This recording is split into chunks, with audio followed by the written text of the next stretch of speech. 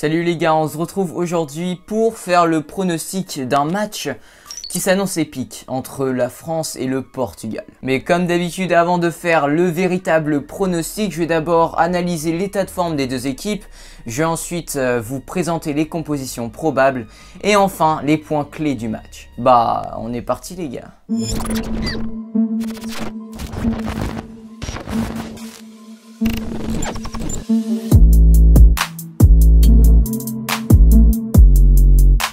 Avant de commencer les gars, si vous voulez tout savoir sur le monde du football, alors abonnez-vous et cliquez sur la cloche de notification pour ne rater aucune de mes prochaines vidéos. Pour l'état de forme, on va commencer par le Portugal. Ils sont quand même assez impressionnants depuis le début, avec un 4-1 contre la Croatie, un 2-0 contre la Suède et un 0-0 en match amical contre l'Espagne. Mais bon, contre l'Espagne, ils méritaient la victoire. En première mi-temps, ils ont été dominés par l'Espagne, mais en deuxième mi-temps, ils ont touché 2 fois la barre transversale.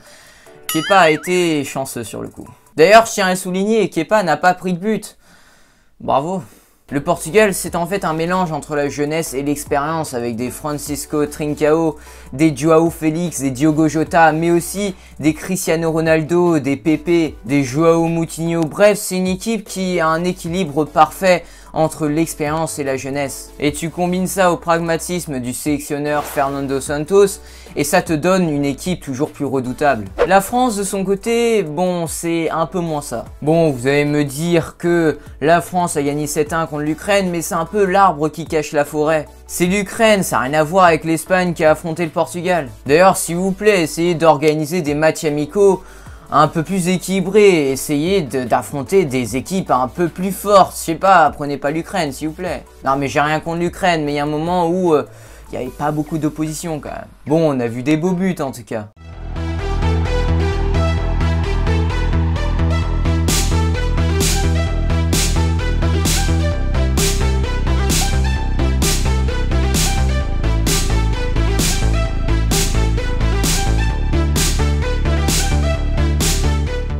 Mais avant ça, la France a fait un match plutôt fantomatique contre la Suède et contre la Croatie, c'était pas incroyable non plus. Donc ouais, je suis plutôt inquiet avant cette affiche contre le Portugal.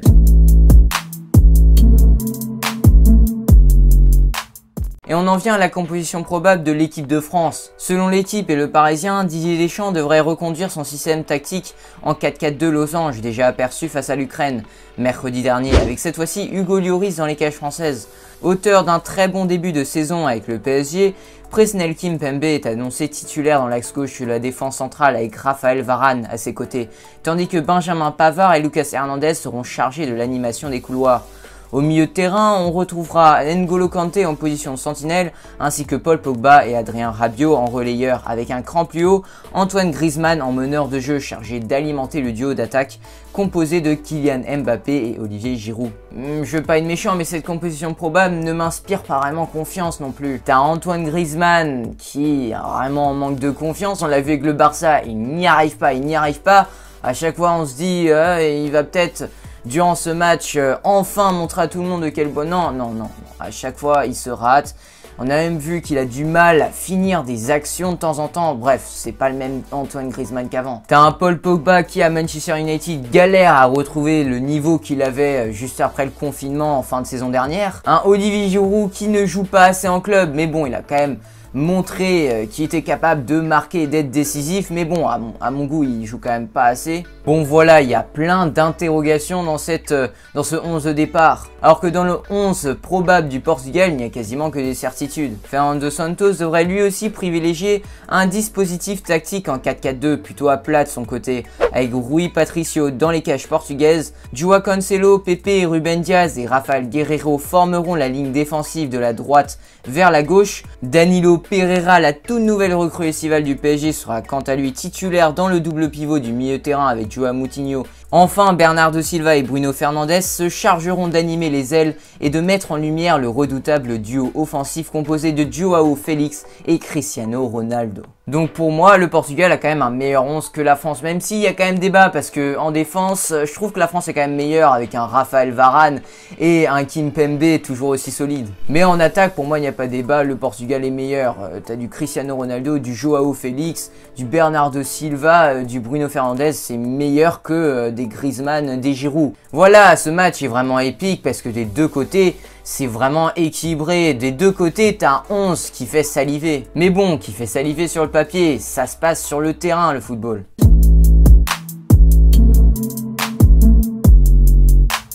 Alors il y a une statistique qui devrait donner la banane aux supporters des Bleus. Sur les 11 dernières confrontations entre le Portugal et la France, les Bleus l'ont emporté à 10 reprises. Essayez de deviner quand est-ce qu'a eu lieu la défaite des Bleus contre le Portugal. Là c'est moins rigolo tout d'un coup.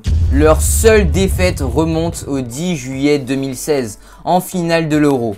Certainement la plus grosse déconvenue de l'ère Deschamps, alors que le trophée était à portée de main à quelques centimètres, ceux qui ont rendu le poteau de Gignac dans le temps additionnel sortant plutôt que rentrant. Forcément, ces retrouvailles au même endroit 4 ans après charrieront leur lot d'émotions qu'il faudra savoir gérer. C'est un souvenir assez douloureux, a reconnu le capitaine Hugo Lloris, mais ça appartient au passé. Les deux sélections ont fait du chemin depuis, on s'attend à un très grand match. À nous d'être à la hauteur. Le danger numéro 1 pour la défense française est bien évidemment Cristiano Ronaldo. Ah, il va être compliqué à gérer celui-là. Cristiano Ronaldo est tout simplement un monstre. Un être fantastique et terrible qui continue à 35 ans à étirer sa carrière au plus haut niveau. Il n'est pas très loin du record de buts en sélection et aurait même pu s'en rapprocher davantage mercredi face à l'Espagne si sa frappe du gauche ne s'était pas écrasée sur la barre transversale. Forcément, pour les Bleus, CR7 sera la principale menace à juguler pour espérer vivre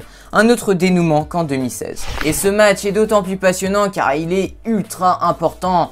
C'est la première place du groupe qui se joue. Bon, c'est sûr que la Ligue des Nations n'est pas la compétition la plus prestigieuse, mais ça rend le match encore plus intéressant. Les deux équipes sont en tête de leur groupe avec 6 points chacun et ils sont bien partis pour se disputer le ticket gagnant. D'où l'importance des confrontations directes. Les Bleus qui se rendront à Lisbonne dans un mois ont là l'occasion de prendre seuls les commandes. Une victoire qui leur donnera de l'élan avant un déplacement pas évident à négocier du côté de Zagreb. Alors maintenant qu'on a établi l'état de forme des deux équipes, qu'on a présenté les compositions probables et enfin les points clés du match, passons au pronostic.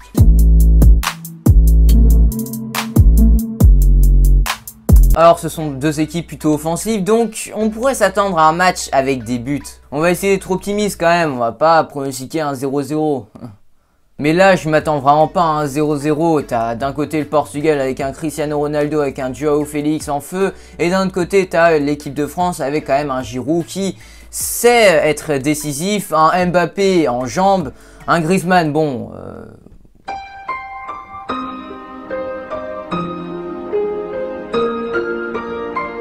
Et faut pas oublier, t'as des Martial qui peuvent entrer, des Ben Yedder, donc si Griezmann n'y arrive pas, tu peux toujours changer ça et rajouter un peu de peps. Pour moi, ce match, ça va se jouer dans la défense, c'est vraiment l'équipe qui va réussir à contenir l'attaque adverse qui va gagner. Si Kimpembe arrive à rendre Cristiano Ronaldo fantomatique comme il l'a fait avec un certain Zapata en quart de finale de la Ligue des Champions, ce serait juste parfait par exemple. Et ça pourrait complètement changer la physionomie du match. Donc ouais, pour moi c'est vraiment là où ça va se jouer. Mais j'ai parlé de la défense de l'équipe de France, mais du côté du Portugal, il y a quand même un Ruben Dias et un Pepe, c'est vraiment pas mal aussi, c'est costaud. Donc voilà les gars, je pense que j'ai choisi mon pronostic, je vais me mouiller et je vais pronostiquer un petit 2-1 pour le Portugal.